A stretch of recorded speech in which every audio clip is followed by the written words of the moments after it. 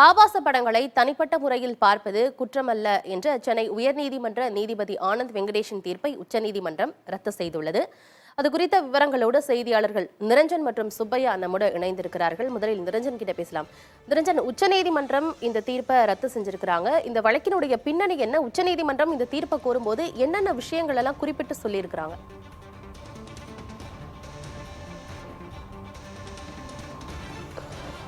ஆனந்தி, இந்த ஆண்டு ஒரு மார்ச் மாதத்தில் சென்னை உயர்நீதிமன்றத்தின் தனி நீதிபதி ஆனந்த் வெங்கடேஷ் அமர்வில் ஒரு வழக்கு ஒன்று வருகின்றது. அந்த வழக்கு என்னவென்றால், சென்னை அம்பத்தூரை சேர்ந்த இளைஞர் ஒருவர் குழந்தைகள் சம்பந்தமான சைல்டு போனோகிராஃபி என்று அழைக்கப்படக்கூடிய, இனிமேல் அப்படி அழைக்கக்கூடாது என்று இன்றுதான் உச்சநீதிமன்றம் சொல்லி இருக்கின்றார்கள். அத்தகைய குழந்தைகள் ஆபாச படங்களை பதிவிறக்கம் செய்து பார்த்திருக்கின்றார். இது சம்பந்தமாக அவருக்கு எதிராக கீழமை நீதிமன்றத்தில் வழக்கு விசாரணை என்பதும் நடைபெறுகின்றது. அந்த விசாரணையை ரத்து செய்ய வேண்டும் என்று அவர் சென்னை உயர்நீதிமன்றத்தில் மனு தாக்கல் செய்கின்றார். அந்த மனுதான் ஆனந்த் வெங்கடேஷ் அமர்வில் விசாரிக்கப்பட்டு வந்தது. அப்போது அந்த சம்பந்தப்பட்ட இளைஞரை நேரில் ஆஜராகும்படி அவர் அழைத்திருக்கின்றார். ஆஜரான அந்த இளைஞர் தான் குழந்தைகள் சம்பந்தமான ஆபாச படங்கள் எதையும் பார்க்கவில்லை, அதே நேரத்தில் ஆபாச படங்கள் பார்க்கும் பழக்கம் தனக்கு இருப்பதாகவும், கிட்டத்தட்ட தான் அதற்கு அடிமையாக இருப்பதாகவும், அதிலிருந்து மீள கவுன்சிலிங் செல்லவும் தான் தயாராக இருப்பதாகவும் நீதிபதியின் முன்பாக அவர் கூறினார். இதையடுத்து நீதிபதி சொன்ன அந்த கருத்துக்கள் என்பது மிக முக்கியமானதாக இருக்கிறது. ஒரு பொத்தானை அழுத்துவதன் மூலமாக அனைத்து தரவுகளையும் எந்த தணிக்கையும் இல்லாமல் பெற வழிவகை செய்யும் வகையில் மொபைல் தொழில்நுட்பங்கள் இன்றைய தலைமுறையினர் கையாண்டு வருகிறார்கள். அது அவர்களுக்கு சவாலானதாக இருக்கிறது. மேலும் 90s கிட்கள் எப்படி மது புகைக்கு அடிமையாகி இருந்தார்களோ அதே போல 2K கிட்ஸ்கள் ஆபாச படங்களுக்கு அடிமையாகி இருக்கிறார்கள் என்று நீதிபதி ஆனந்த் வெங்கடேஷ் தனது கருத்தாக கூறியிருந்தார்.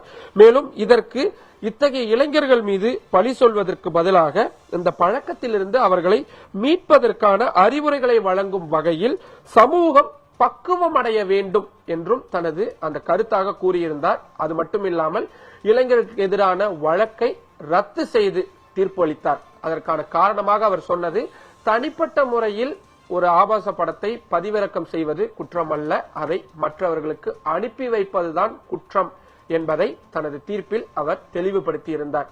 இதற்கு பல்வேறு தரப்பிலும் கடுமையான எதிர்ப்புகள் என்பது ஆரம்ப கட்டத்திலேயே எழுந்திருந்தது.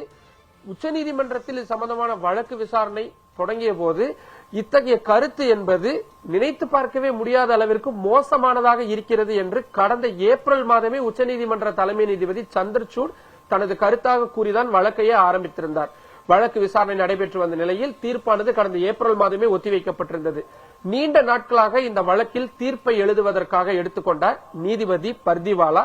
இன்று அவர் தனது விரிவான தீர்ப்பை வழங்கி இருக்கின்றார்.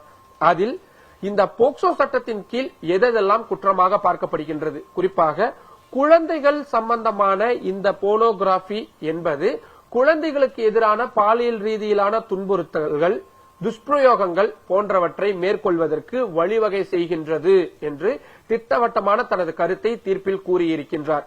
அது மட்டும் இல்லாமல் சைல்டு போனோகிராபி என்ற அந்த வார்த்தையே தனக்கு விருப்பமில்லாமல் இருக்கிறது போன்ற விஷயங்களை எல்லாம் சொன்ன அவர் இதற்கு பதிலாக வேறு ஒரு பெயரையும் பரிந்துரைத்திருக்கிறார்.